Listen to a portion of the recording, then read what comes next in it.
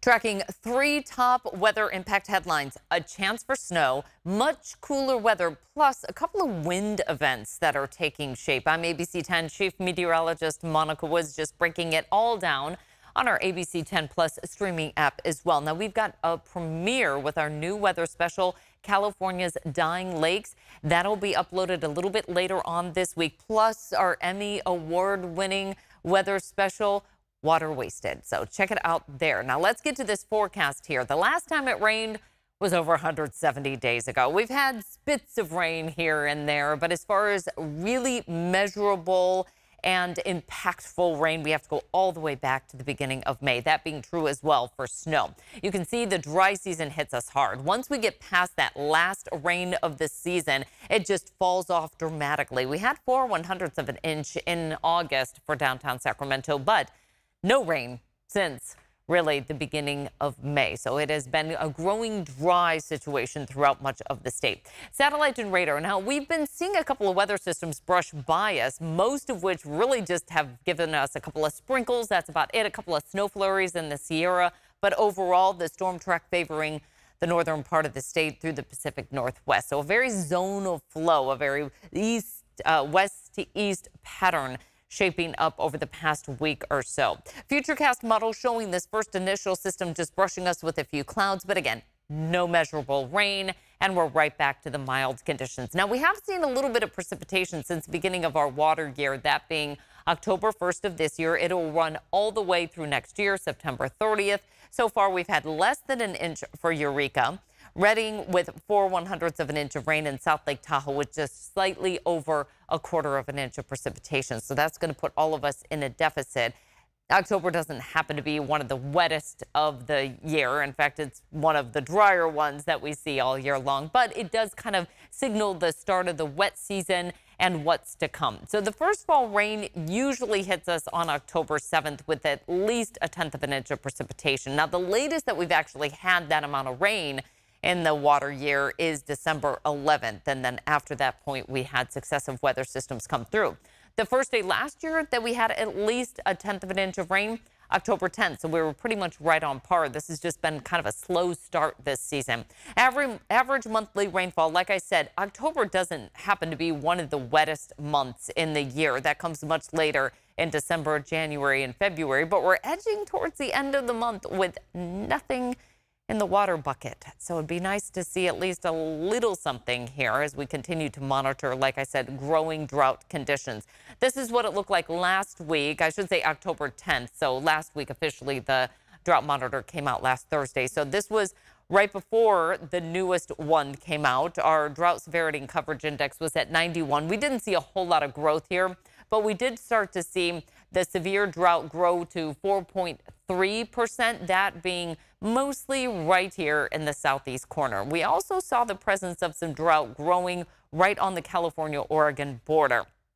Now, it does look like we will be seeing some systems come through over the coming days that could favor a little bit of rain coming through in that area, starting to see the slightest bit of growth in drought conditions. The other thing that's brewing in the background, this just came out as well. NOAA, National Oceanic and Atmospheric Administration, releasing their new outlook for the growing La Nina for the winter months. It looks like it's going to be a short and weak La Nina that'll be growing into September, October, November, and then just kind of shut off as we head into our spring season. But something that we'll be tracking certainly in the coming months as we head into what usually is our wettest 3 months of the year for California.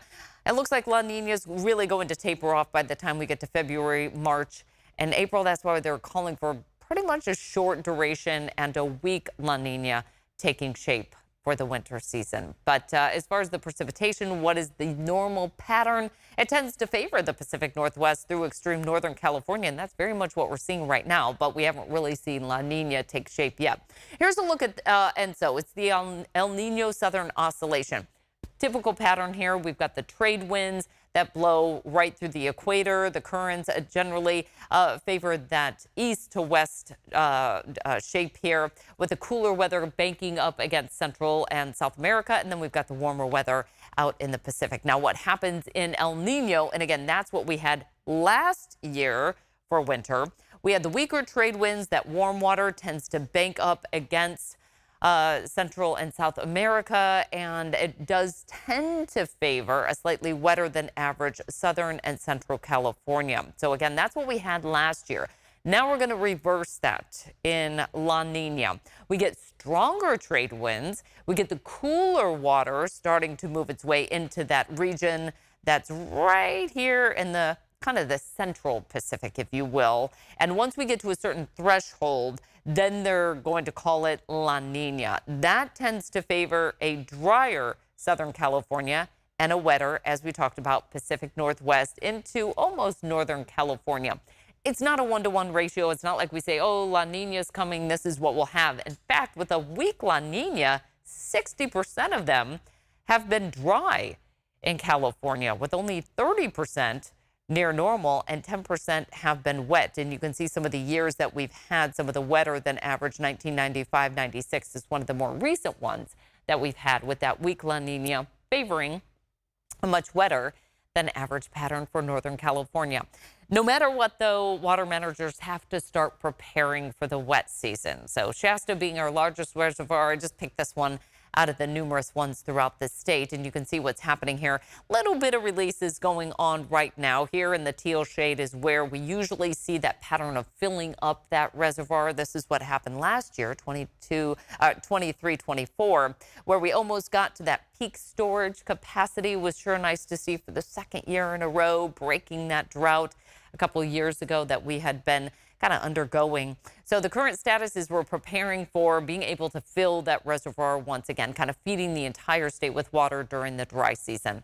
Our major reservoir supply levels are actually looking pretty good here. We're over 100% for Trinity and Shasta, and I should have changed that date. I just updated that today. So as of today, the 21st here, we're looking at above average for the capacity, or I should say for the averages, we're above average. And then the capacity, as I mentioned, we're starting to lower those just because we need to have space for the incoming snowmelt and any runoff that happens to come down the hill from the Sierra. A likely cooler weather pattern looks possible for the extended outlook, starting off October 30th, lasting through almost the first week of November, but slight change in this forecast for our extended outlook, the 8 to 14 day outlook. That likely setup that we were following for the past couple of days that looked like it was really going to favor much of extreme Northern California has now shifted and really confined in Washington and Northern Oregon. So it does look like that storm track is starting to favor more of that northerly track here. Departures from normal. Now, this is where we really start to get a big blast of cooler fall air coming in, and that will happen on Sunday. We've got a low pressure system to the north of us, which is going to change that storm track somewhat. Unfortunately, right behind it is not a lineup of storms. Instead, it's another high pressure ridge, and that could set up a dangerous wind event for us. A lot to track here because there could be a lot of changes to that outlook here. But here's the low that's going to be coming in. Now, it's just kind of forming in the Pacific right now. By the time we get to our Sunday forecast, this is where it's poised just up to the north of us with a chance of showers in extreme Northern California. It's overnight Sunday into early Monday that will have the chance of some snow showers in the Sierra. And with that cold air coming in, we have the potential to see that down to about 5,000 feet in some places where there's enough moisture. That would certainly be a nice change in the high country and for Northern California as well, because we have had some growing dryness in that region. Plus, the cold air is getting those snowmaking machines going. So some of the ski resorts are saying, hey, if we can make snow, we might be able to open here at the end of November. But this is where we're going to be tracking the wind. So right on the heels of that, we see that low pressure system just off to our east. Here comes the high pressure ridge. It's in between those two systems that we get the winds. And we had that last week with the higher fire danger. And then right on the heels of that, we get the potential for another wind event to start off the month of November. Again, this is pretty far in the distance, so it's just something we're going to be tracking. This is not a for sure yet. One of the reasons why I did want to highlight this so early in the game, though, is because winds in November can be very problematic, especially given that we'll be well past 170 days since we've had significant rain. In September, we generally don't have as much of those northwest winds in our outlook. This is our wind rows by month for Sacramento, and you can see they start to pick up. There's those northwest winds as far as the occurrence of them. The frequency goes up in October. Come November, we see that frequency continuing. By the time we get to December, that goes down ever so slightly as we start to pull in more of those southeast winds, and that would indicate more of an active weather pattern with more rain and snow, as well as those cold fronts coming in. So October, November can be very dangerous for those northwest winds. They're dry, they're warm, and they have produced some of the most deadliest fire spreads in California's history, including the Camp Fire, deadliest fire, happened in November 2018. Griffith Fire in October 1933. The Tunnel Fire in 1991, October. The Tubbs Fire, also wind-driven, October 2017. And then the outlier there, North Complex, August 2020. Most destructive fires, you'll see a couple of those names repeat here. Camp, Tubbs, Tunnel. We got the Cedar Fire and then the North Complex as well. So again, October and November are not the time to take the foot off the gas of keeping our fire safety gear ready and being ready to evacuate as well. As far as the fire season comparisons, as of today, we've had over 1 million acres burned. That's a little bit below that 5-year average, but way ahead of what we saw last year. And in terms of fires, we've had over 7,000 fires. Now, the fuel dryness, I mentioned this. One of the places that I wanted to highlight was the Diablo Santa Cruz area, because it is showing a little bit of a particular vulnerability to some fast-moving fires here. This is our fuel dryness, and you can see with the blue line, we are starting to edge up into a more dangerous category here with the 7-day forecast in the green right here, showing some upward movement towards that dangerous category. So as we continue to dive into more dry weather, we're going to have to watch that fuel dryness and, again, any of those northwest wind events. As far as the 90-day climate outlook, well, likely warmer setup throughout much of the southern half of the United States and likely drier. This is going to lean in a little bit more into that La Nina typical pattern.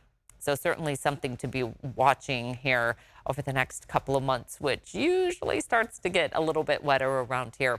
Highs for tomorrow, still quite pleasant in the 60s. It's great in the foothills. We've got some color changes going on. Apple Hill, one of the places to go up and enjoy some of the fall foliage in the 70s right now. 70s along the coast with 80s inland. We are starting off with those chilly mornings in the 40s. Highs, though, are quite pleasant, right around 80 degrees. Now, I didn't necessarily put the showers up here for the mountain forecast yet for Sunday. That's still to be tracked. I think we're going to see those a little bit earlier here for the foothills come Sunday afternoon, where highs will be getting cooler as well. Windy along the coast by the end of the weekend. In the meantime, we've got highs close to 70. 3-day forecast, we've got highs in the 70s. Like I said, it's going to be a very zonal, very predictable pattern here for the next couple of days. Then we start to change things on Sunday. That colder air works in, brings us that slight chance of showers on Monday, potentially windy on Tuesday, and it could be windy again next Friday. Highs will be close to 70. Dry, though, for Halloween. Again, that's a look at our forecast. We'll keep track of the rain, the wind, the cooler temperatures, and we'll be tracking that all on our ABC10 Plus streaming app. Plus, we got the debut of our new weather series as well, California Dying Lakes.